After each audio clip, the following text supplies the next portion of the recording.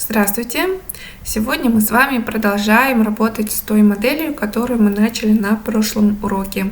Это у нас рабочее место. Есть монитор, мы сделали на прошлом уроке, и такой вот стол. К этому столу мы сейчас с вами добавим канцелярские принадлежности. Сделаем с вами маленькую пенал настольный, куда разместим с вами объекты. Это у нас будут ручки, карандаши. Насчет ручек и карандашей, давайте, это очень хороший пример для того, чтобы увидеть работу наших материалов, как мы их будем использовать. Но начнем давайте с простого. Возьмем такой вот настольный пенал. Фейс я удаляю сверху. Мы добавим ему Smooth Shade. Добавим ему модификатор Solidify для того, чтобы иметь небольшой объем. Вот, и такой вот стаканчик получается. Мы еще ему добавим здесь разрез. Вот. Но единственное, что вообще, когда моделите, можете не думать о масштабах объектов, потому что мы можем сделать, допустим, слишком большой или маленький, но всегда можем подобрать размер, учитывая размеры других объектов. То есть мы видим, что монитор он большой, пусть у нас пенал будет стаканчик, пенал будет небольшого размера. Теперь начинаем моделить карандаши. Давайте мы здесь возьмем 3D курсор и поставим его на место Shift S. Shift и английская или русская S. Shift S с английской C. И у нас курсор появляется снова в центре. Так все-таки удобнее. Выбираем цилиндр. И так как карандаш имеет форму грани, да, видно грани, мы уменьшаем количество вертексов здесь от цилиндра до 8. Давайте попробуем до 8. Вот, думаю, для карандаша 8 граней это самое то. Скелим. И опять-таки, как я уже до этого говорила, пока не обращаем внимания на масштаб, мы можем моделить объект очень большим, потому что нам так будет удобнее видеть его, контролировать. Так, rotate по X на 90, чтобы он у нас лежал. И scale по Y он будет вытянут. И, конечно же, для карандаша нам нужно спереди еще сделать. Думаю, карандаш мы с вами сделаем быстро. Это будет просто экструд. И здесь мы делаем scale. И добавляем. Ну, давайте еще grep по Y потянем. Кончик был большим. И здесь добавим разрез, потому что вот эта сторона будет графитная, например, черного цвета.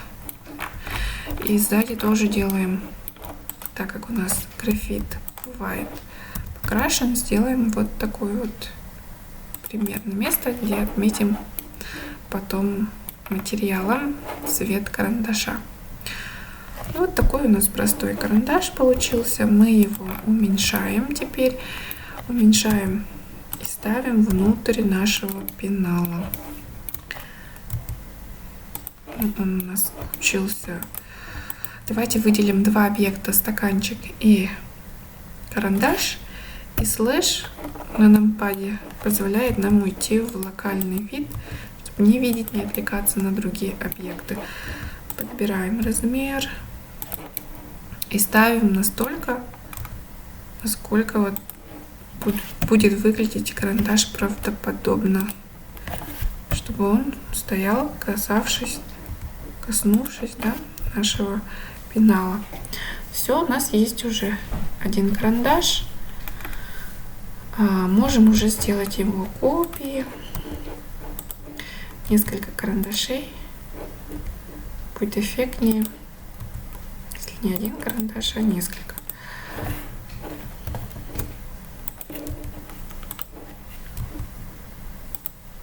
Смотрим обязательно со всех видов, сбоку, сверху, чтобы контролировать, как стоят наши объекты. Ну, вот все. Все, у нас есть 3 карандаша.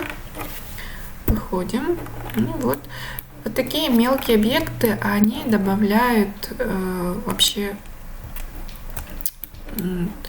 правдоподобность в рендере. Поэтому не скупимся и делаем, насколько можем, много разных объектов. Можете посмотреть на свой рабочий стол, что там есть, да, что вы держите на своем рабочем столе. Вот эти объекты мы и делаем с вами, моделим. Здесь можем сделать с вами клавиатуру. Клавиатуру мы с вами моделим очень простую. То есть мы с вами стараемся не делать никаких кнопок, потому что мы кнопки, наверное, с вами вообще делать не будем, потому что это достаточно долго, сложно. Мы с вами применим текстуру клавиатуры, так как мы уже начинаем с вами новую тему текстуры, и это будет гораздо легче сделать с текстурами. Вот у нас есть макет нашей будущей клавиатуры. Мы здесь еще можем его немножко грэб по сету поднять для более натурального вида, естественного, да. И подбираем еще здесь, рядышком делаем мышку. Мышку мы давайте сделаем опять-таки из куба. Это самый простой способ, то есть в список вот этих объектов, то, что есть только цилиндр, куб, сфера, это все не просто так, потому что это самые распространенные предметы, объекты, из которых просто сделать любой другой объект. Мы делаем его, не удивляйтесь, квадратным. Почему квадратным? Потому что мы сейчас с помощью модификатора Subdivision Surface придадим ей нужную нам форму. Вот такая она будет. Уже похожа на самом деле на мышку. Единственное, что мы можем здесь еще добавить такой разрез. Тогда мышка у нас будет жесткая снизу и круглая сверху. Все, на этом мы можем как бы еще добавить и так далее, но мы этого делать не будем. Давайте сделаем Apply в Object моде и только потом сделаем Subdivision Surface до 2 и еще сделаем Shade Smooth. Все, у нас мышечка получилась такой формы. Можем, кстати, здесь его выровнять. Здесь грэб по Z поднять. Нет, давайте мы вообще вернемся к тому моменту, когда мы не применяли этот Ctrl-Z, возвращаем, потому что так нам будет легче контролировать форму мышки. Видите, она такая немножко, грэб по Z